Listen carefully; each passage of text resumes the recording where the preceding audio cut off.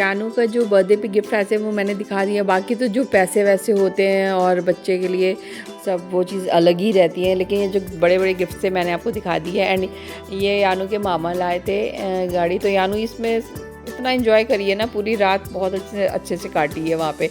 एंड बहुत अच्छी कार, मतलब कार का कलर था, मुझे रेड में ही चाहिए थी तो रेड ही ले आया था भैया। एंड ये हमारी थीम से थोड़ा मैच भी कर गई थी, तो यानू ने खूब इन्जॉय किया पार्टी में कार में बैठ के। एंड ये साइकिल उसकी मासी लेके आई है, एंड यानू को साइकिल मुझे लेनी भी थी और देखो यहाँ साइकिल आ भी गई उसकी।